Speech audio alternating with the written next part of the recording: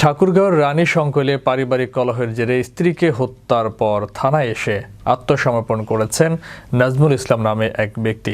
এই ঘটনায় তাকে গ্রেফতার করেছে পুলিশ।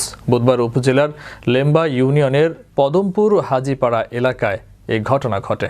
স্থানীয়রা জানান, ভোর থেকে রাবেয়া ও তার স্বামী নাজমুলের মধ্যে বিভিন্ন বিষয় নিয়ে ঝগড়ার শব্দ শুনতে পান।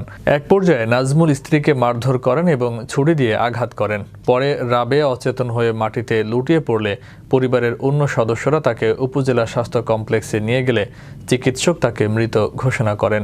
রানীশঙ্কল বালিয়াডাঙ্গি সার্কেলের এএসপি রেজাউল হক ঘটনার সত্যতা স্বীকার করে বলেন, আসামি থানায় এসে আত্মসমর্পণ করেছে। তার বিরুদ্ধে আইনানুগ ব্যবস্থা গ্রহণ করা হবে।